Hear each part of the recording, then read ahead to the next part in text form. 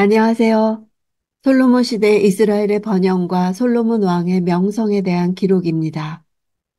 오늘 본문은 열왕기상 4장 20절에서 34절입니다. 20절. 유다와 이스라엘의 백성들은 그 수가 바닷가 모래알처럼 많았습니다. 그들은 먹고 마시고 즐거워했습니다.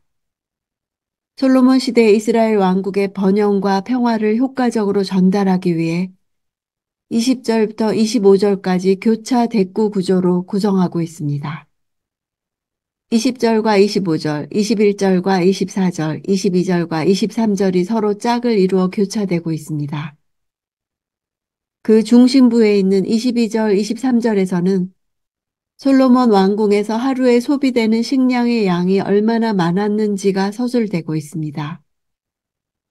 그리고 이 중심부를 솔로몬 왕국의 크기에 대한 묘사가 감싸고 있고 그 다음 솔로몬 왕국의 백성들의 행복과 번영에 대한 서술이 바깥을 감싸고 있습니다. 이와 같은 동시먼저 구조를 통해서 저자는 솔로몬 왕국의 번영은 백성들로부터 착취한 결과가 아니라 정복한 주위의 나라를 통치하며 조공을 받은 결과라는 사실과 그러한 번영을 왕족들만 누린 것이 아니라 백성 전체가 누렸다는 사실을 잘 보여주고 있습니다. 백성들의 수가 바닷가 모래알처럼 많았다는 것은 아브라함에게 하셨던 자손 번영의 약속이 솔로몬 때에 이르러 드디어 성취되었음을 나타냅니다. 하나님께서 아브라함에게 주신 약속은 1차적으로 출애굽 때 이루어졌고 솔로몬 때 완성됩니다. 이후 성전 건축의 기록이 나오는 것은 진정한 하나님의 통치와 구원의 완성을 나타냅니다. 21절. 솔로몬은 유프라테스 강에서부터 블레셋 사람의 땅까지 그리고 이집트 경계선에 이르는 곳까지 모든 나라들을 다스렸습니다. 그 나라들은 솔로몬이 살아있는 동안 조공을 바치며 그를 섬겼습니다. 이 경계는 이스라엘의 지리적 경계, 즉 국경을 말하는 것은 아닙니다. 솔로몬의 지배 아래 있게 되었음을 의미합니다. 많은 국가들이 솔로몬에게 세금만 바칠 뿐 그들의 주권과 영토는 그대로 유지되었기 때문입니다. 당시의 곡물들은 은그릇과 금그릇과 의복과 갑옷과 향품과 말과 노새들과 특산물들이었습니다. 이전 다윗 왕 때에 정복되었던 모압과 소바와 다메섹과 에돔 등에 대한 지배권이 솔로몬 시대에도 동일하게 유지되어 솔로몬이 종주국의 왕으로서 그들로부터 정기적인 조공과 섬김을 계속해서 받았습니다. 일반적으로 고대 국가에서는 강력한 통치자가 죽게 되면 속국들이 조공 바치는 것을 철회하고 새로 즉위한 왕에 대해 항거함으로 독립을 꾀했습니다.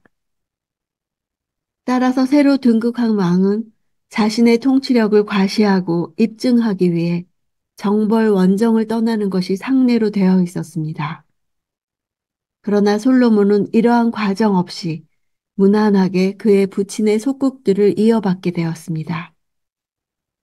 이는 성전 건립에 몰두할 수 있도록 하기 위해 하나님께서 허락하신 평화이며 축복의 결과였습니다. 솔로몬이 살아있는 동안이란 속국들의 조공과 섬김이 솔로몬의 말년까지 계속되었지만 그 이후에는 중단되었음을 말해줍니다. 그가 하나님을 경외하는 신앙적 태도를 버리고 우상을 숭배하는 등 그릇된 길로 걸어간 후로 결국 다메섹과 에돔이 독립하는 등 강력했던 영향력이 점점 약화되었으며 그의 사후에는 장악력을 완전히 상실했기 때문입니다. 이스라엘의 최대 번영기가 너무나 짧았던 것에 대한 아쉬움의 표현이라 할 수 있습니다. 22절. 솔로몬의 하루 양식은 고운 밀가루 30고루, 굵은 밀가루 60고루. 고운 밀가루는 밀에 소갈만을 갈아 만들어서 매우 비싸고 고급스러운 음식에 속했으므로 하나님께 감사와 헌신의 제사를 드릴 때나 특별히 중요한 손님들을 대접할 때 제한적으로 사용되었습니다. 고루는 약 220리터로 솔로몬 왕궁의 하루 소비되는 고운 밀가루는 약 6.6kl, 굵은 밀가루는 약 13.2kl에 달합니다. 이만한 양의 밀가루는 약 14,000명을 먹일 수 있는 빵의 양입니다. 당시 솔로몬 왕궁의 규모가 얼마나 컸는지를 잘 알 수 있습니다. 24절. 그가 딥사에서부터 가사까지 유프라테스 강 서쪽의 온 지역을 다스려 그 강 서쪽 편 모든 왕들을 다스렸으므로 온 사방에 평화가 있었습니다. 엄청난 양의 양식들이 공급될 수 있었던 것은 바로 솔로몬이 광대한 영토를 다스린 결과였음을 말해줍니다. 다윗의 시대에는 무력을 통해 이스라엘의 영향력과 안녕을 도모했다면 솔로몬 시대에는 다윗이 정복했던 땅에 대한 영향력을 안정적으로 지속시킬 수 있었습니다. 25절.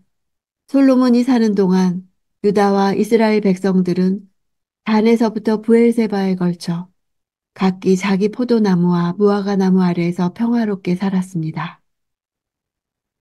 단에서부터 브엘세바는 이스라엘의 본 영토를 의미하는 관용적인 표현입니다.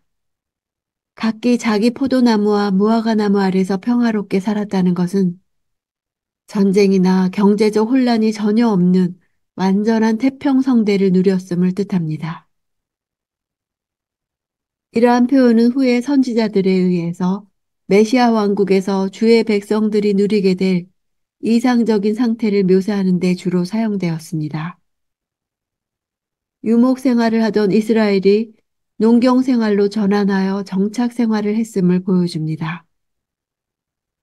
평화의 왕 솔로몬이 다스리던 시대의 이스라엘의 번영과 평화는 솔로몬 왕국이 예표하는 바 메시아 왕국에 대한 소망을 갖게 합니다. 26절. 솔로몬에게는 전차용 말을 위한 마국간 4만 개와 기마병 1만 2천 명이 있었습니다. 블레셋과 에돔 등이 여전히 대적하고 있는 상황에서 광활한 영토를 수호하기 위해서는 당연히 많은 군사력이 필요했을 것입니다. 솔로몬은 이런 명목하에 군사력을 증강하였고 하나님보다 군사력을 더 의존하는 결과를 가져왔습니다. 저자는 솔로몬의 부귀영화를 긍정적으로 묘사하는 가운데 멸망의 빌미가 되는 부정적인 요소를 일종의 복선으로 깔고 있습니다.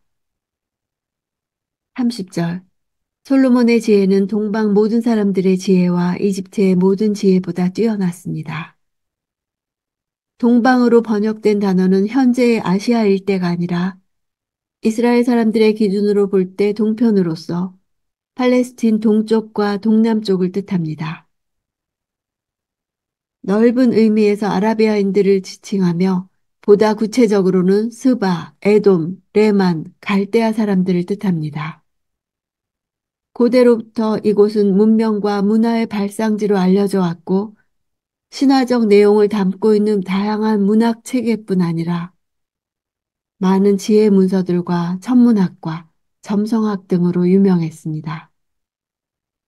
이집트는 이스라엘 사람들 입장에서 보면 매우 큰 나라였고 그 지혜는 널리 칭송을 받을 만큼 높이 평가되었습니다. 당시 이집트 사람들은 기하학, 수리학, 천문학, 점성학, 건축학, 토목학, 의학, 그 밖에 자연과학에 대한 광범위한 지식을 소유하고 있었습니다. 32절. 그는 3,000개의 잠언을 말했고 그의 노래는 1,005개에 이르렀습니다. 솔로몬의 잠언은 후세에 다 전해지지 않았습니다. 3,000개의 잠언 중 773절만이 구약의 잠언으로 남아 있습니다. 이는 아마 후대로 전해지는 동안 소실되었거나 편집 과정에서 가장 훌륭한 것만 추렸기 때문으로 추측됩니다. 노래라는 단어는 종교적 노래는 물론 비종교적 노래까지도 포함합니다. 솔로몬은 하나님께서 그에게 베푸신 은혜에 대한 감사의 찬양뿐만 아니라 자연 만물과 인생을 바라보며 느꼈던 감정 또한 노래로 지어 불렀을 것입니다. 성경에는 아가서와 시편 72편과 127편만이 남아있을 따름입니다.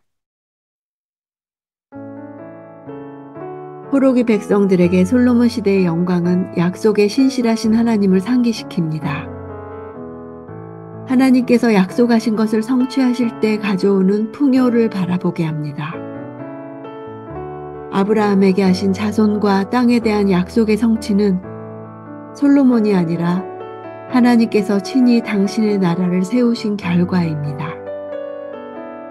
솔로몬의 상에 부족함이 없고 지혜를 들으러 사방 모든 나라에서 오는 것도 사실 마지막 날에 가져오실 메시아의 풍성한 잔치를 미리 보여주는 것입니다. 이렇게 포로기 백성들이 이스라엘 왕들이 실패한 역사 속에서 솔로몬을 통해 메시아와 그가 가져올 하나님 나라에 대한 이상적인 모습을 바라보았듯 내가 왕 노릇하다 실패한 삶 가운데서 주 예수께서 왕이 되셔서 다스리실 때 진정한 샬롬을 이루실 것을 바라보며 소망합니다.